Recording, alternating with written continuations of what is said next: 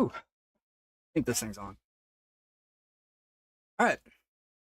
Small business owners, upstart SEOs, everybody who likes education, this song is for you. Today we're going to tackle some of the most asked SEO questions. We're going to break down exactly how I would get your site to rank higher based on experience in the field. We're also going to talk about what exactly you're paying for when you hire an SEO nerd like myself. And we'll also talk about what it's like to do your own SEO. Is it even a good idea? As a bonus, today we're also going to check out, I think it's like a 9-minute video from Nathan Gotch. Some of you guys might have heard of that guy before, about ranking factors. And I'll give a little bit of addition and thoughts based on that video. Mostly I just wanted to share it because I think it's good stuff. We'll also go over what I found to be an interesting page optimizer advertisement, and I just want to kind of break down some stuff in there because I found it to be slightly misleading. We are handing out the fun stuff, so stick with me. Before we get in there, though, I need you guys to do me a huge favor. It's like, comment, and subscribe, and I'm going to actually ask you to do all three. That's right. Like now would be super cool. In the interest of growing together and helping people who need it, I gotta humbly ask you, bless me on the algo, would you? Thank you kindly. Now, let's start from the top, right? The Holy Grail. How do I get to page 1? Well, I'd probably break it down into, let's call it 2 deep and complex things, and that's on-page and off-page optimization. Now, there are some other odds and ends, such as the secret third thing in technical SEO, but for simplicity's sake, I'll kind of just lump it in with on-page, if you will. So, on that end, on-page. To break that down, the first thing that I would be doing if I had a project that I had no idea what I was doing yet, I'd first want to figure out, well, what's our site structure look like?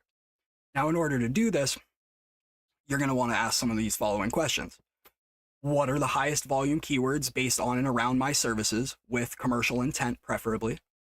And then we want to separate those intents, again, into that commercial intent, and otherwise we want to separate into information. And then at that point, we start to deploy. Now, if we're zero to hero, I would start by building around the main services in our main cities first, and then we're building out all of our, let's call it, etc. location pages based on our actual service area. And then, of course, weighing that against what are the highest populations and search volumes. Following this, then, we'll start to produce supporting informational content, which is going to prioritize either our main location for local relevance or otherwise is targeting other valuable locations. Obviously, we're answering, for the most part, who, what, when, where, why, primarily about our services. This supporting content, to give you a couple rough recommendations, should be something to the tune of, like I said before, who, what, when, where, why. To give you some direct examples, who is Optilineage, what is Optilineage known for, when should I get on-page services, how can I get the best backlinks for the best price, how can I learn more about SEO? These are some of the questions that I would answer for my team. Not only is there your traditional topical authority involved, but with the increasing addition to LLMs to the game, this is what I think they're looking at. Now, if you don't believe me, you can do a little site colon check anytime you want on any of your favorite websites and take a look. I'm willing to bet that you will find that Google is prioritizing information. Now, on a case-by-case basis, might not be 100% accurate, but I'm willing to bet mostly it's accurate. So, if that mostly covers the site layout, let's talk about further details on the structure then. So, first and foremost, we want to make sure all of our commercial pages are in our primary navigation. That's our header and footer. Now, when we're talking about building internal links, that's your free real estate, the header and footer, but there is one more open piece of land that people often forget about, and that's your page body. So, from top to bottom, within these page bodies, from the home page, I would say we probably want to point to our service pages, and then our primary service pages are going to point at our service plus location pages, and then those pages will, of course, point at one another in order to create that bottom level area authority, if you will.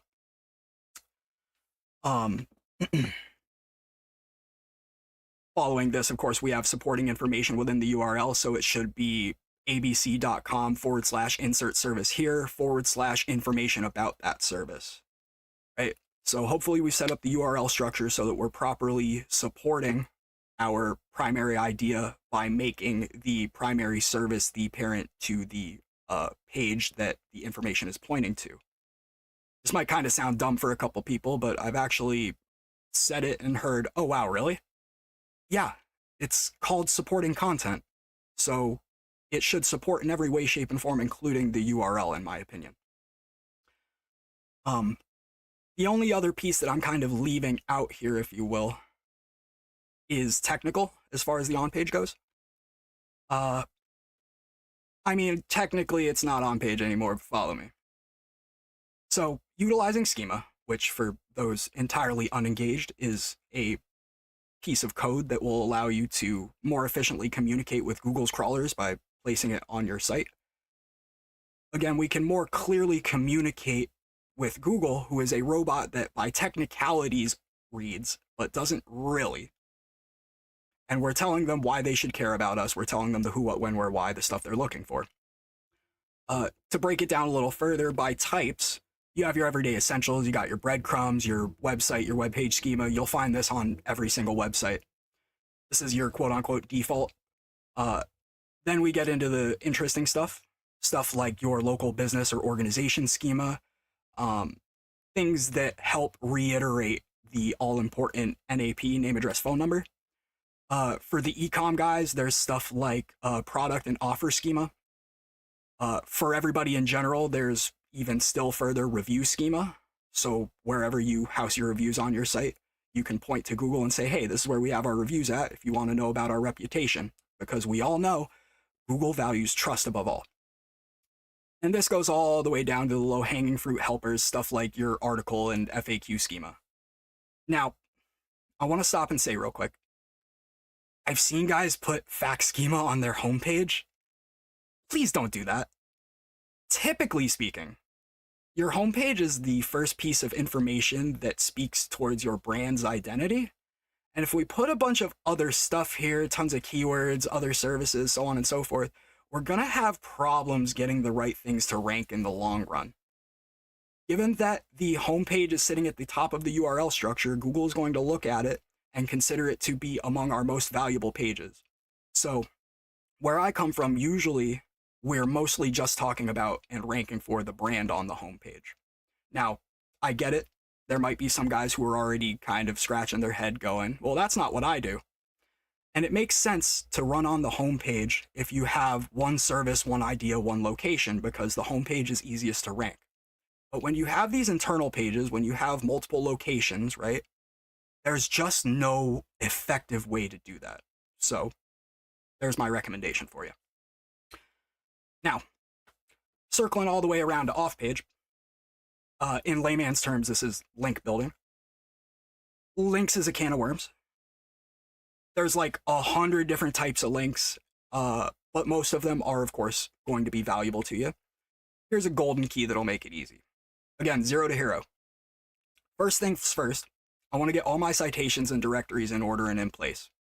We need our NAP in as many places as we can get it, as long as it's authoritative. Now, more specifically, I want to actually build the real top local stuff that the actual winners in my SERPs have first. Then after that, once we've got that established, we got that cooking, I'm going to suggest that we get on some type of regular PR cycle. There's some depends in here, but to make it super simple, around every 90 days to 4 months is the interval that we usually put out our PRs. This is for the purpose that usually around this time, that's when the news outlets go through and they clean things out, for lack of a better term. This is, of course, at the barest minimum for the homepage. However, you can get fancy with it, given the fact that Google values pages and not websites. So it turns out you can actually deploy a PR on a page-by-page basis. It's not by, like, I can only deploy this PR every 90 days to one page on my site. No, you could do it on a page-by-page basis. So if our provider is affordable and reliable, then we can go ahead and deploy something like a basic PR to our internal pages, our service pages preferably. Um, might also be a good idea to get something premium for the homepage, depending on your situation. If we are severely lacking overall authority, if we are severely lacking links overall, then basically I would go whole hog from the beginning of the campaign and I would deploy a premium to the homepage. Now, when I say premium, usually that's going to be double the amount of links as opposed to what most people will call a basic PR, right? I'm just saying really go for it. There's a lot of depends in there, and unfortunately, I won't be able to break down every little detail surrounding that. But to give you a couple rule of thumb ideas. Now, here's the next nugget to lend to that. Like I said before, Google ranks pages, not websites.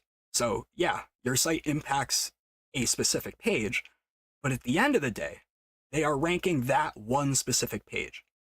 So, by deploying to your individual page where you want the impact to be, you'll be able to take advantage of this factor. Now, once all that stuff is locked in and we're doing it properly, we're getting on a flow, I'd assume we are probably the better part of a year in, or let's say like 4 to 6 months. At that time, other than things like your PR upkeep, I'd be looking to see what are the remaining authority sites that my competitors have that I don't. Stuff like your Forbes, your CNN, so on and so forth. Again, the highest authority informational vendors that will point to us and say, hey, this is an expert in this field. For lawyers, this could be stuff like Law Dragons, Super Lawyers, give you a super rough example. Yeah, that's what I have there.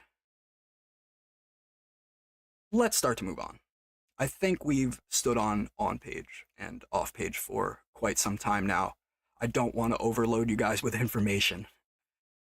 Any questions about any of those matters or anything that I didn't elaborate enough on, do me a solid, ask me about it in the comments. I'm happy to let you know. So, talking money now. Question 2. How much does SEO cost and what the heck am I paying for? Well, the truth is, in most cases, you're paying for time and you're paying for tools.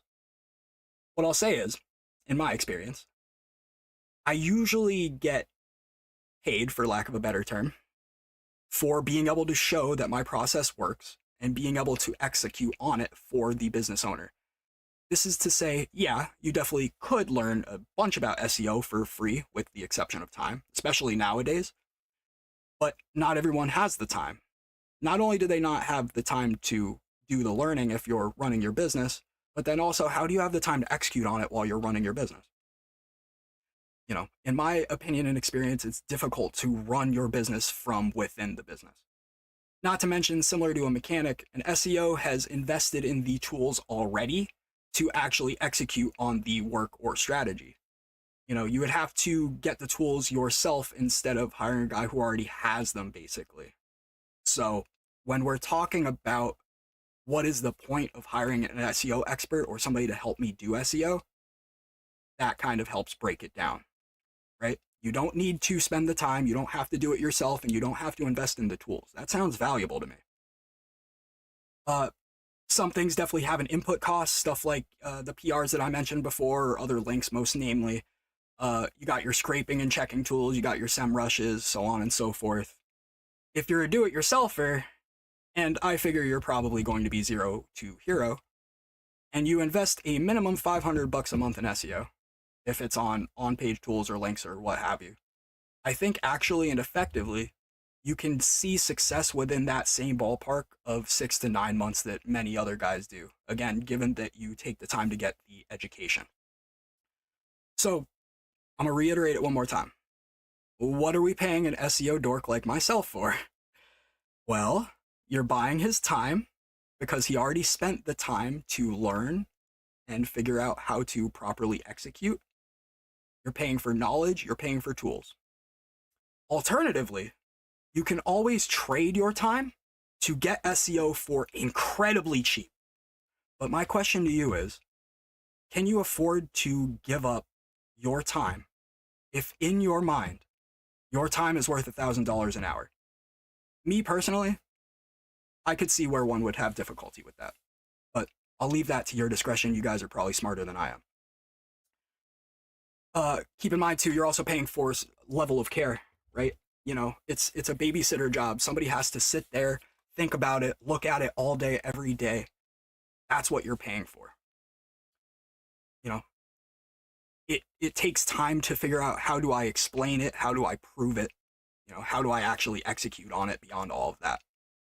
Not to mention, right, the extra time in putting together a nice report that'll assist the client in understanding. Uh, if you're a cool guy, you probably did the keyword research beforehand and then gave them that, right? There's all kinds of stuff that you may or may not be paying for. You know, set up the structure, set up the design for optimization before we even get to the actual on page. I mean, there's just a lot to know and a lot to look at. And then you got to make it digestible for the client, right? Like that's value in my opinion. Now, wow.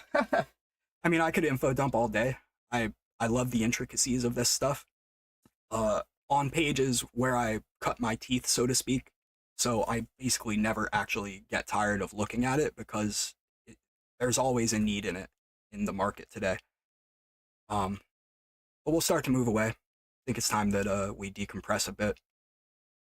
As we start to do this, there's two more items on the list that I want to take a touch on. The first of which is an advertisement that caught my eye recently. And I want to take a sec to go over this because I think it could be a good learning opportunity. Now, as a preface, I want to say it out loud. I actually love Page Optimizer. It's my daily driver if I haven't said that enough. You know, I've never seen a tool that does the job so well, so fast, so clean, especially in terms of stuff like user experience and the quintessential ability to find useful information. Oh, pardon me, I wonder who's calling me.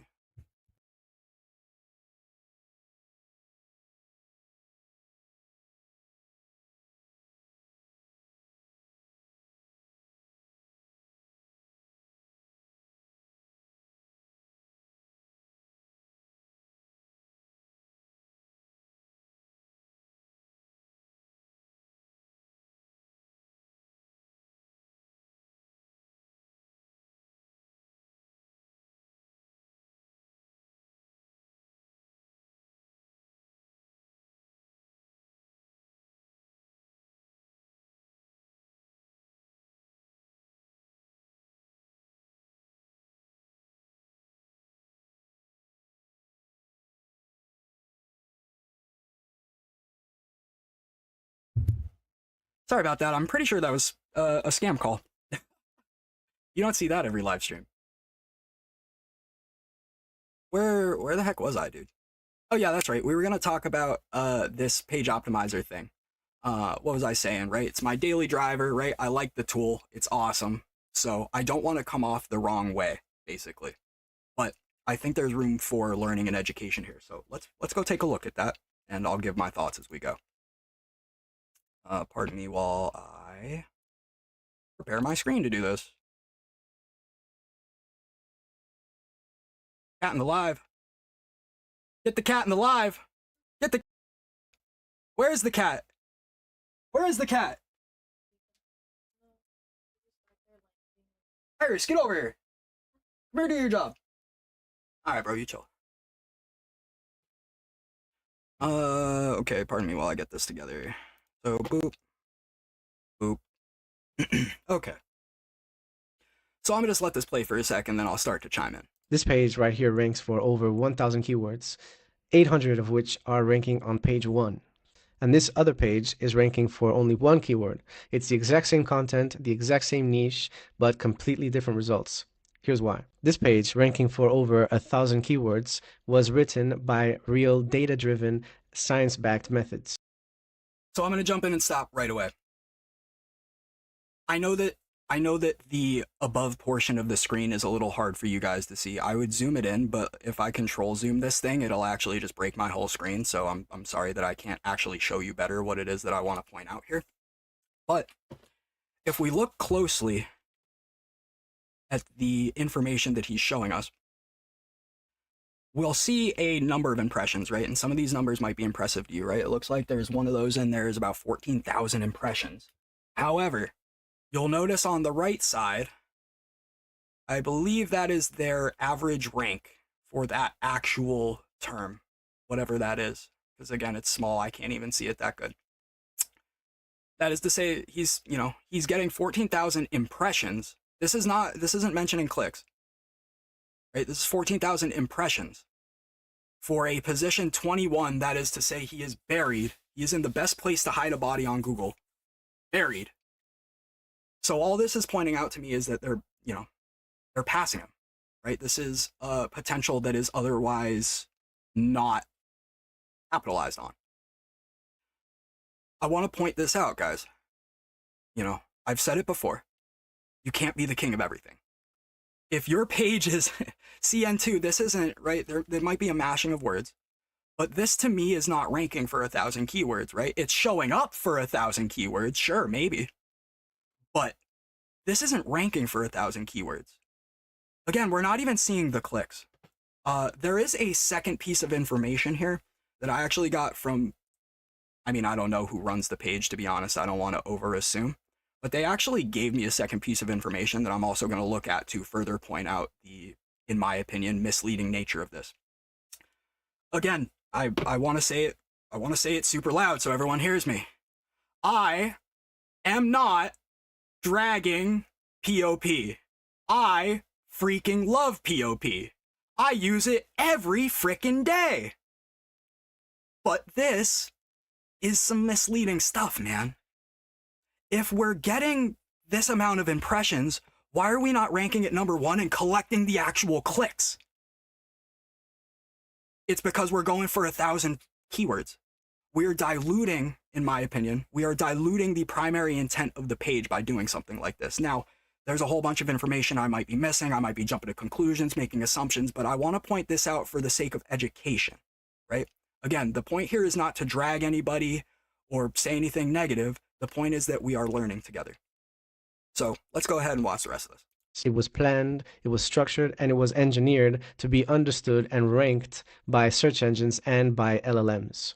Now this listicle page right here, even though it may look and read fine, what's really happening is the context behind the page itself. Because today, in 2026, regular content with very little thought process put into it does not rank anymore. But what does rank in 2026 is content that is well thought out, well structured, well planned, and is clearly engineered to rank for search engines and LLMs. Which is why the team at Pop White Glove developed their own custom science-backed systems that delivers SEO optimized content every single time. And they're offering it completely white label, meaning they create the content and deliver it to you Uncle under Kyle. your brand and your logo. Services start at $20, no risk, no commitment, just science-backed strategies and zero guesswork. So go check them out. The link is in the bio.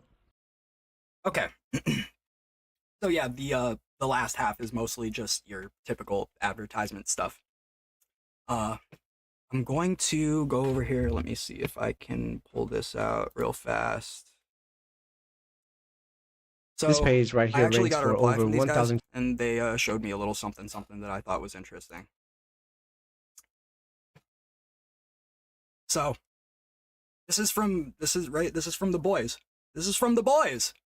This is from the boys. And if we look real close, now I don't know if any of you guys, how familiar you are with Google Search Console. This purple number on the right is impressions. This number on the left is clicks.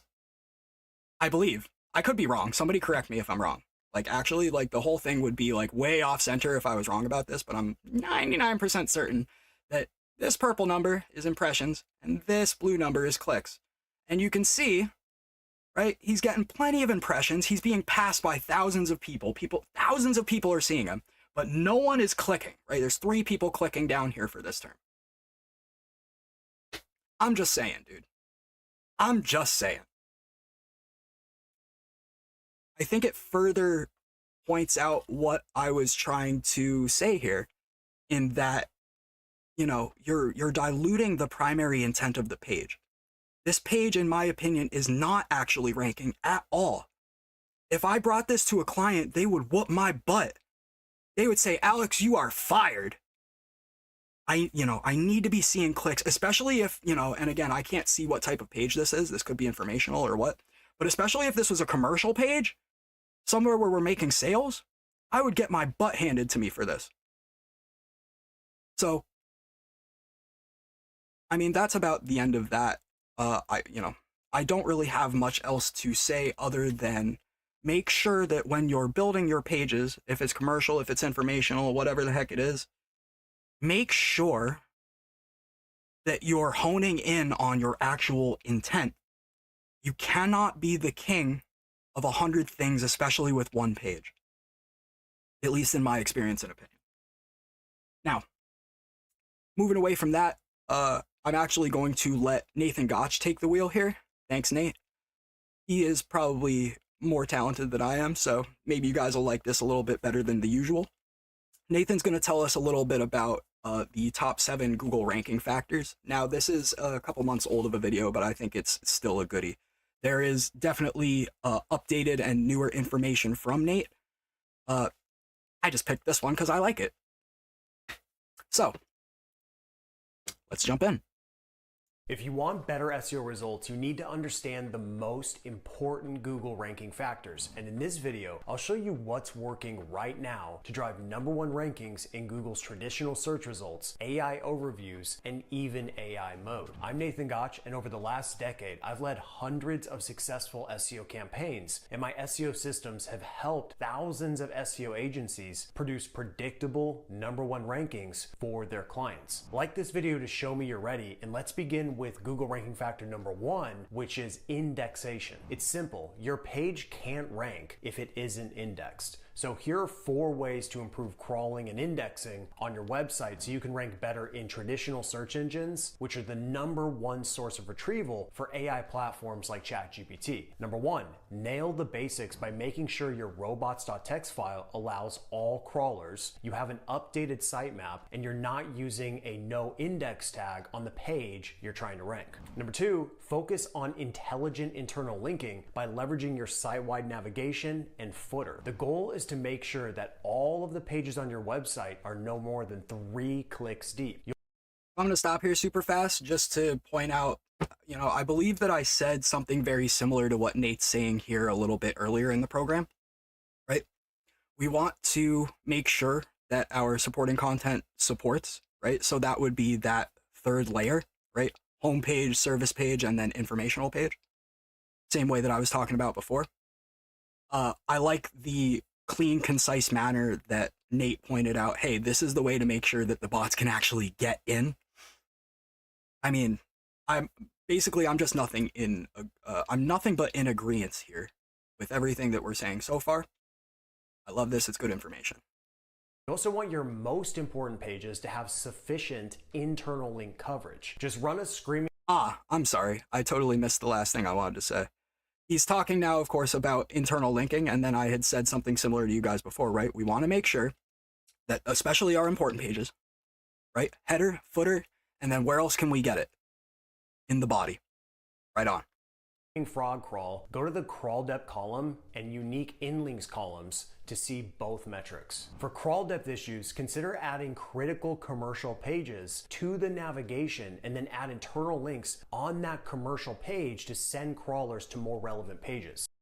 Is to say the thing that I was telling you guys before about, okay, we want to make our top level service page and then internally link it down to our service location pages, right? That's in agreement with that, I believe. This is what I've done for Rankability's AI Analyzer. It sits in the site-wide navigation. Then I have internal links going to each rank tracking page. #3, use HTML. So vibe coding platforms like Lovable and Replit are awesome, but they have one flaw. Out of the box, they use JavaScript. And AI platforms like ChatGPT can't crawl JavaScript. So HTML is proven to be crawlable, so you don't need to reinvent the wheel. Now, this one is a fun one, especially right now, because there's lots of these guys who are coding out their whole website with Claude. And again, just like Nate's saying, they don't use HTML.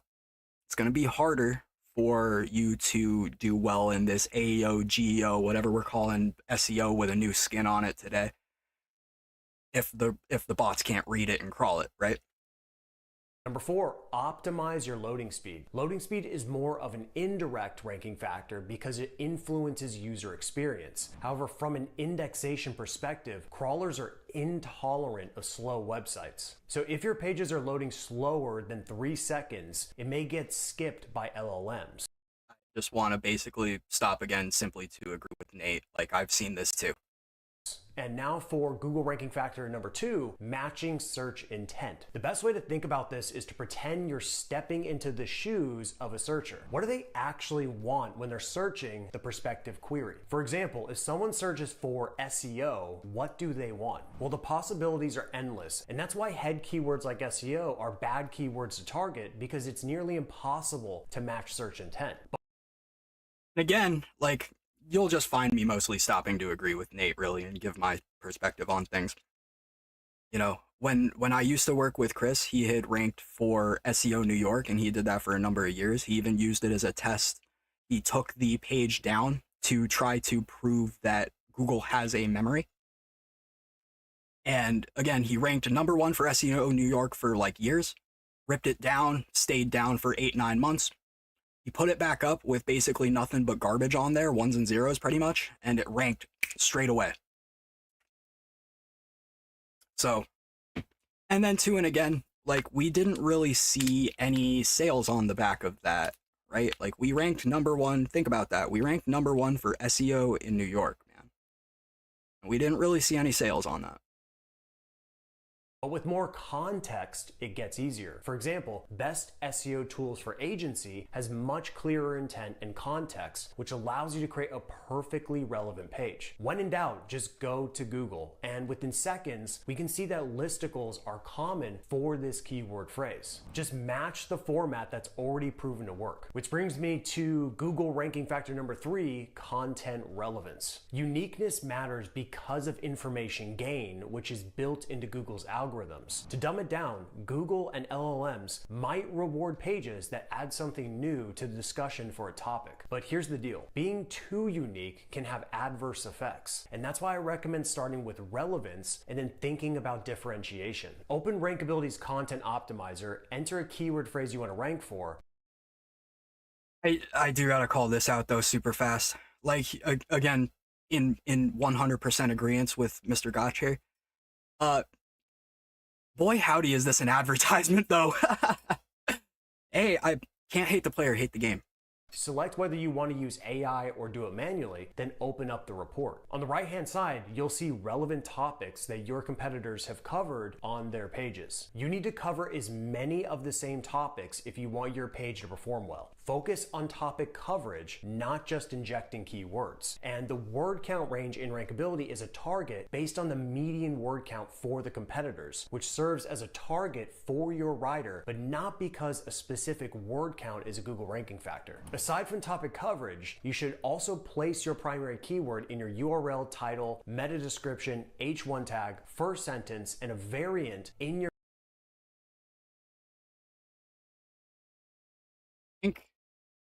I think Nate's trying to help by saying this, but I think there's, let's just say, a little too much room for elaboration here. So let's go piece by piece, right? Place our primary keyword in your URL, perfectly sensible. Your title, also sensible. Your meta should match your title, so sensible. In your H1, preferably, yeah. First sentence, now we're starting to get off into left field. I think that's probably fair enough. I just can't point at a specific thing that says, yeah, you should definitely do that. Place a variant of it in the first H2, which again could be sensible, given that the majority, let's call it, 60 to 80% of headings on most optimized pages do include your primary key phrases. Again, I just think that it's a little too easy for somebody to take this information and go overboard with it, and then again place it in your last paragraph. Like, I don't have anything to outright say, hey, wait, this is wrong. I just think I would have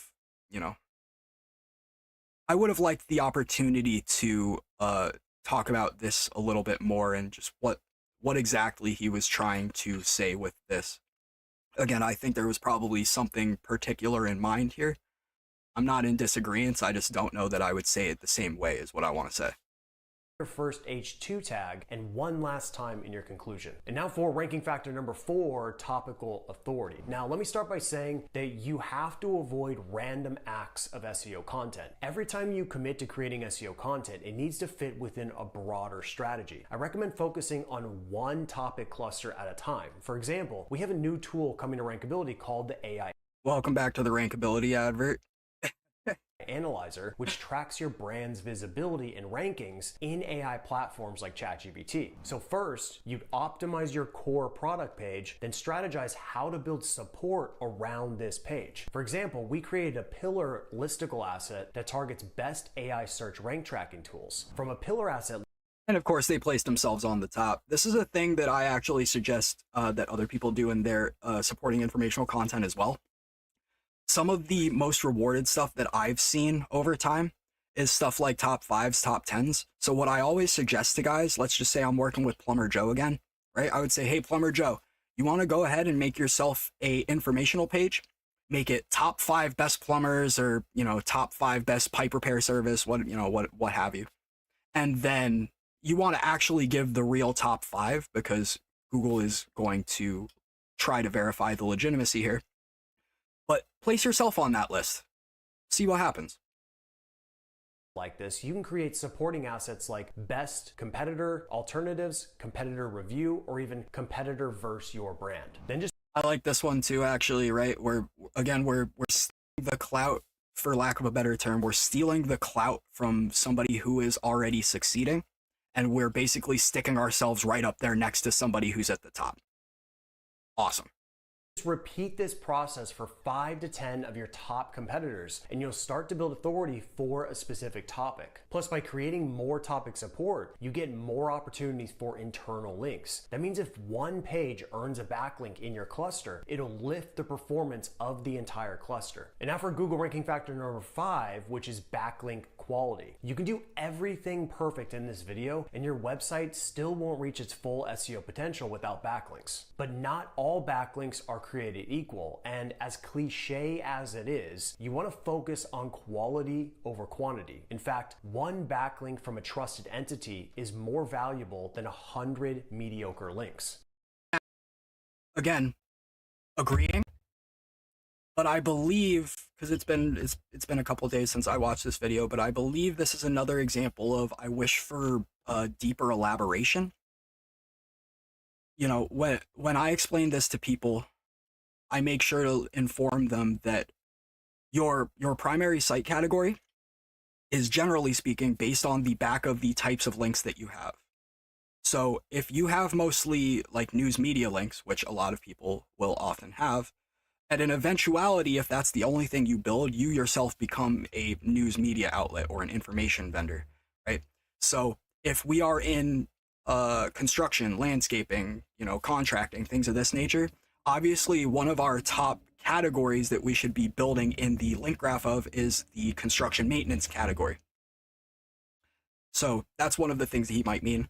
Furthermore, I talked previously about building the actual top local citations within your niche. I believe that's what Nate is trying to indicate to us, right? We want to, like he said, get the highest quality stuff. It's definitely quality over quantity. I agree with that much.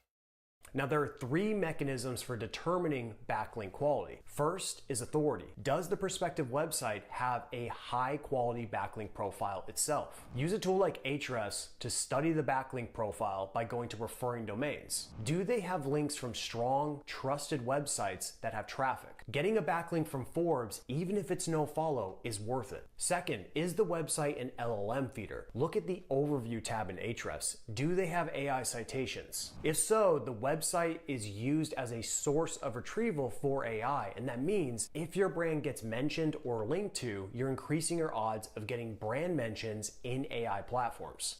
This is a really good one because actually this is not one that I was tracking as much as I should. Third, is the target website relevant? If it's a local campaign, relevance could be a softball league website that's in your target city. For national campaigns, it'll be relevant blogs and news websites within your niche. And I like this, but I don't know that I would have said it the exact same way. I believe that I went over this before, so I won't waste too much extra time. I just, yeah, some things within this video, I wonder if I might have said them a different way, but I really like the information still. I think this is very clean, especially for, because I talk to guys who are basically zero to hero. They're going from nothing to everything. I think this is really great for somebody who is just getting properly engaged with the SEO game. Perfect world, your link opportunities could have all three, which is authority, LLM feeder, and relevance. But you can sacrifice relevance if the site is extremely trustworthy. For example, Wikipedia targets millions of topics. It's not 100% relevant to any website, but getting a citation is extremely valuable. The next Google ranking factor is overall domain strength. So getting one high quality backlink is awesome, but you need consistent backlink growth over time to narrow the gap between you and your competitors. And you have to continue acquiring high quality backlinks to maintain your position. There is no end to this SEO game, and your competitors want to beat you, and that's why you can never let your foot off the gas. So just compare your DR from Ahrefs or authority score from SEMrush against your top 3 competitors, and also see how many referring domains they have. This is your target. And the final Google ranking factor is brand signals. So good old followed backlinks from high quality websites are still one of the most powerful factors for ranking in Google and AI platforms. However, you also need secondary signals that prove your brand is legit. Every business that sells products and services should be working to acquire reviews on the most relevant platforms. If you're local, focus 90% of your effort on your Google business profile, then sprinkle in 2 to 3 niche relevant platforms. For example, if you're in home services, it would be Angie or Thumbtack. If you're in the legal space, it's Avo or Super Lawyers. Review diversity is critical because ChatGPT doesn't use Google business profiles for retrieval as of right now. I kind of just wanted to jump in and say, like, I don't trust GPT. I don't know about you guys, but I super do not trust GPT. Like, the longer I spend with it, the more I realize, like, nah, no, just no.